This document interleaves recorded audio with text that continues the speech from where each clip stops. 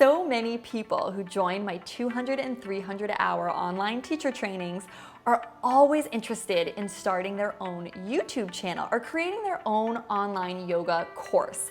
In this video, I'm going to share with you a step-by-step guide on everything you need to know to get started on creating a yoga or fitness channel here on YouTube.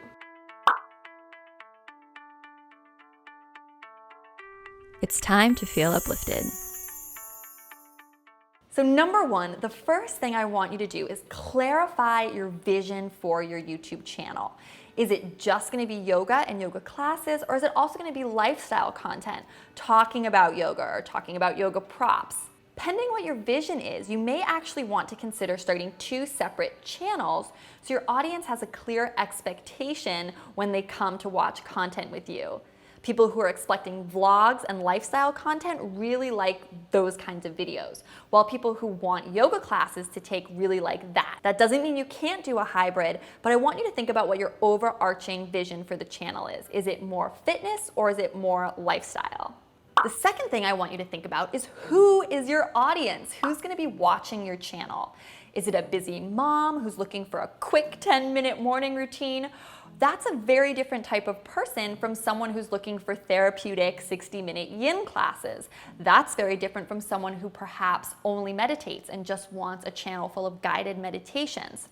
Remember, with YouTube, it's all about cultivating an audience. So you want to create their dream content. Doesn't mean you can't have a mix and match of yoga styles as well as yoga and meditation. I certainly do that. But you want to set clear expectations with your audience and then live up to those expectations. Getting clear on your ideal audience and what they're going to love and expect early on helps you then determine the length, the style, everything else when you actually go to create your videos. Number 3 tip is that YouTube loves consistency. So I also want you to think about the frequency that you're going to post. Pick right now or brainstorm a time and day that you're gonna post and be consistent. Weekly is great. Vloggers often do Monday through Friday or even every single day. If you're not ready to commit to weekly, that's totally fine, but then be consistent about every other week. And then always post on that exact same day at the exact same time, like Mondays at 9 a.m.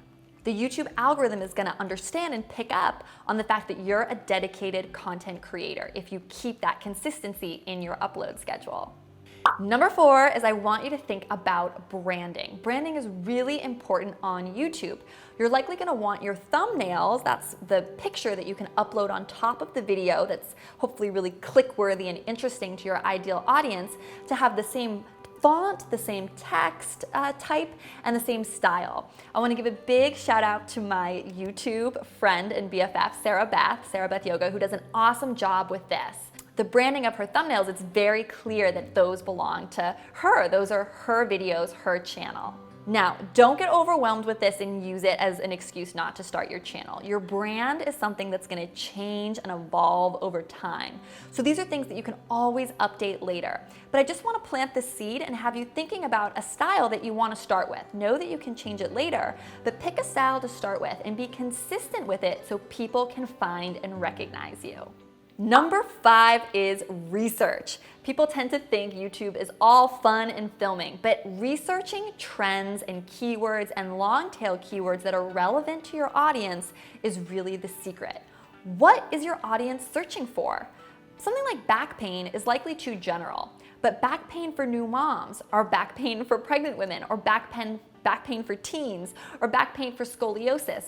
Those are long tail keywords, specific keywords that help you niche down your audience and help you get found in the search rankings. I definitely want you to consider keyword research as a huge part of your strategy. Number 6 is that you want to then film and edit your content. And if you're wondering how to film yourself, I have a whole separate video that I'm working on around that. So make sure to watch that next. It's never been easier to film yourself. Most people always ask me what kind of fancy camera they have to get.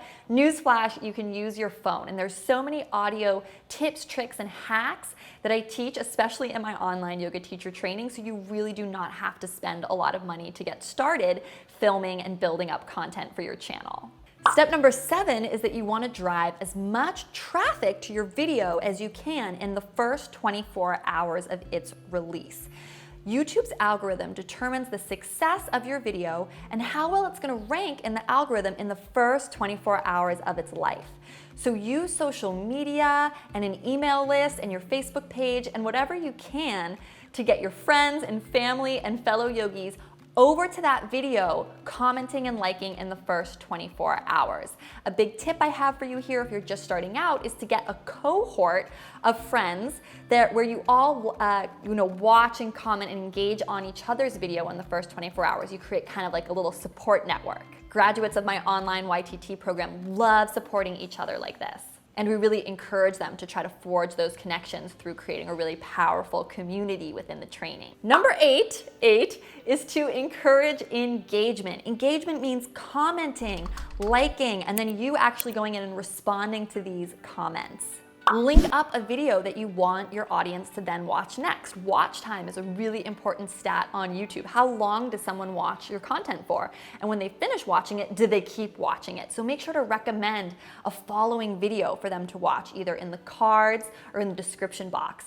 Tell people that there's a suggested next video. And tip number 9 is, yes, I want you to actually ask people to subscribe.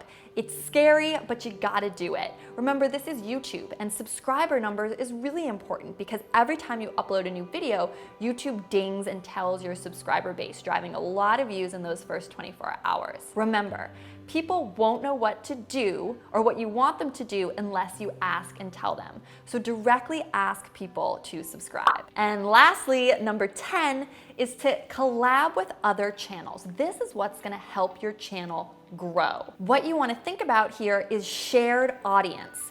So that could mean not necessarily another yoga channel, but a nutrition YouTube channel, or a fitness YouTube channel, or a mommy YouTube channel if you make yoga content for busy moms. When you collab, you want to encourage each other to subscribe to one another's channels, and then both your audiences grow. So look for channels that are a little bit bigger than you or around your size that could share a similar audience. Reach out to them and see if you can organize some kind of collab. Next up, I want you to check out this video of my tips and techniques to film yoga videos of yourself. As I said, you don't need expensive, fancy equipment anymore or a lot of money to get started and create really high quality content.